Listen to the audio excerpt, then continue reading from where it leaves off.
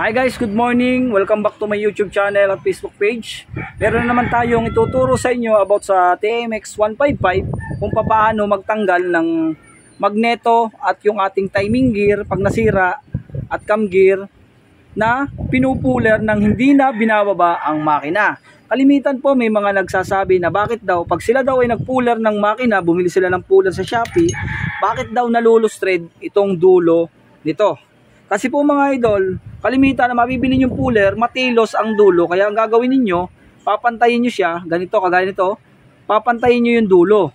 Kasi po yung mabibili yung puller, nakagaya nito, pag po yan ay pumunta dito sa pinaka-shafting, bubusal sa linya itong butas, mabubusal po yan.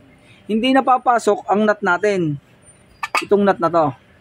Ngayon mga idol, kung halimbawa nga nagatabas nyo na to, natabas nyo na yung inyong tornilyo, okay na siya. Kaya ngayon tuturo ko naman sa inyo kung paano naman magtanggal ng timing gear ng hindi ito nabubusalsal. Ayan ang ating pamamahagi sa inyo. Hintayin nyo lang, tatanggalin lang natin yung magneto.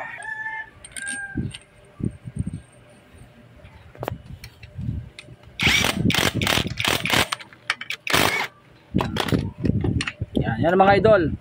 Kasi po pagka maganda ang puller, hindi po yan mabubusasal mga idol. Yan mga idol oh, tingnan niyo. Hindi po siya mabubusasal pagka po maganda ang puller natin oh. Yan oh. Ayos po yung pagkakadali natin.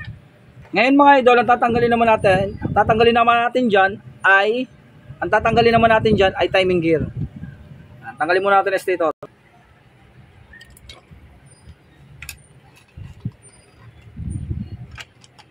Yan. Ito ang papalitan natin dyan. Yan. Yung cam gear, tapos yung timing gear para mawala yung halinghing niya. Yan. Yung tulog pusa. Kaya ito tatanggalin natin. Yung iba po, iniisip, paano nga naman daw pag nagpalit nito ng timing gear o nagkalas, bakit daw nabubusalsal mga idol? Yung trade. Ito ang sekreto dyan. Siyempre ito ang ating pampuller mga idol. Kasi nga iniisip nung iba, bakit daw nabubusalsal to? Ang sekreto dyan, ganito lang. Papasok nyo to, yan, tapos papasok nyo to, hindi, mali po yun mga idol.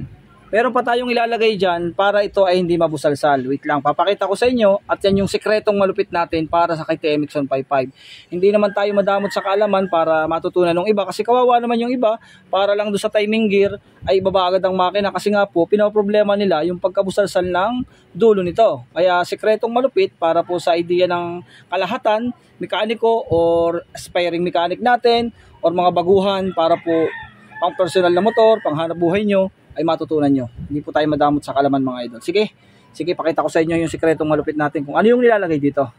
Ito mga idol, sakit na 8mm.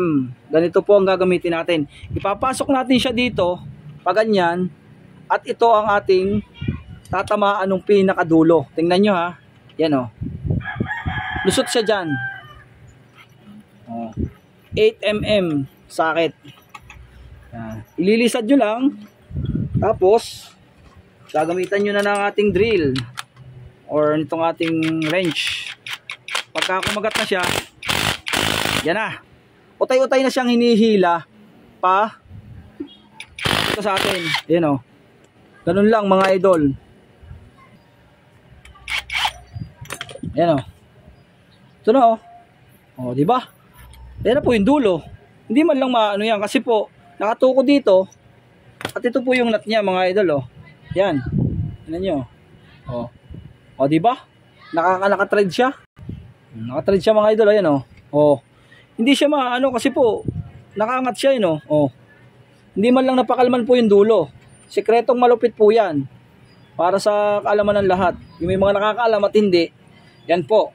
Tayo po ang kauna-unahang nagbigay ng tutorial para dito sa timing gear na ang ginamit po ay ito lamang. Sakit. Huwag po kayong gagamit ng sakit ng mga G's. Kailangan po 8mm lang.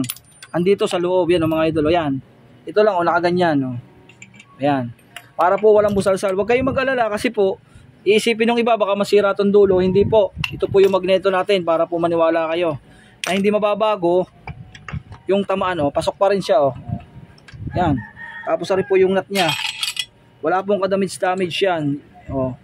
Ayan po, oh. Malubay. Oh. Ayan mga idol, oh. Alright? Ganun lang kasimple. O, idea lang po para sa mga may mga TMX natin. Ganyan lang po kasimple mga idol. Pa-share naman po at pa-like ng ating videos mga idol. Maraming salamat at God bless.